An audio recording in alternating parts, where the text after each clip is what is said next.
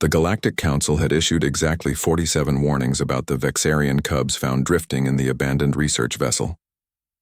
47 different species had refused to approach them. The creatures were apex predators even in their infant stage. 6 legs ending in retractable claws that could slice through titanium, bioluminescent markings that hypnotized prey, and a hunting instinct so refined that 3 cubs had already killed 2 security drones simply because the machines moved too quickly. Noah stood in the observation deck of the Coalition research station, watching the cubs through reinforced plasma glass. They were magnificent. Scaled bodies the color of deep space with eyes that reflected starlight like twin galaxies. Each cub was roughly the size of a Great Dane, though their whip-like tails added another meter to their length. "They're beautiful," Danny said beside him, her breath fogging the glass. "They're weapons," Commander Zakral corrected, his chitinous frame clicking with agitation. The Thoraxian officer had overseen the cubs' containment for 3 weeks now. 27 escape attempts. They've learned to disable the energy barriers by targeting the generator nodes. Learned, Dr. Chen, in 3 weeks.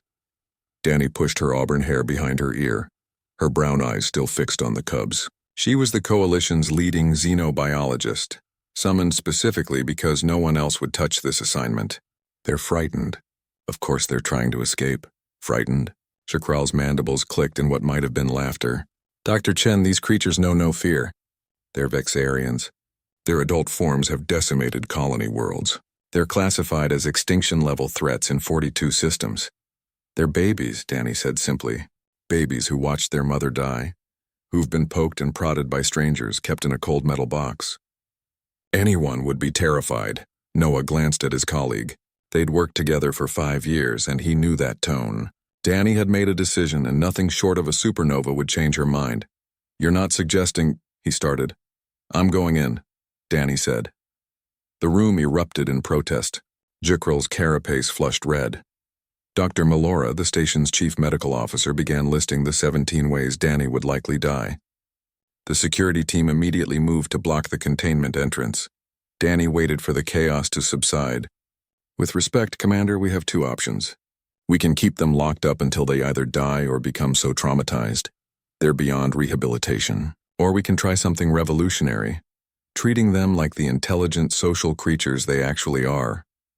"Social?" Zakral repeated. "Vexarians hunt in isolation. They're solitary." "Adults are solitary," Danny interrupted. "But every predator species in the known galaxy starts life differently. Lion cubs play. Wolf puppies need their pack. Why would Vexarians be different?" She turned to face the commander fully. "We found them together. They've stayed together. That tells us something."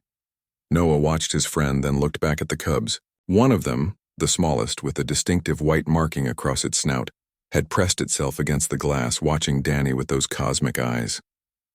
Its tail had stopped lashing. It was perfectly still, focused entirely on the human woman. "I'm going with you," Noah said. "Absolutely not," Zakral commanded. "I cannot authorize it." "Then don't authorize it," Danny said. "Court-martial us later. Right now those cubs are suffering and we're the only ones willing to help them." She didn't wait for permission.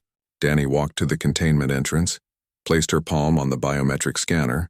Her override code still worked, thankfully, and the door hissed open. Noah followed, his heart hammering against his ribs. The containment cell was sparse, just bare metal walls and a feeding station that the cubs had destroyed on day 2. The temperature was frigid, set to match the void of space where they'd been found. Danny had been right. It was a prison, not a habitat. The 3 cubs immediately went into hunting formation, fanning out to surround the humans. Their claws extended with metallic clicks. The bioluminescent patterns on their scales began to pulse, the hypnotic sequence that froze prey in place. "Hey there," Danny said softly, completely ignoring every threat display. She lowered herself to the ground, making herself smaller, less threatening.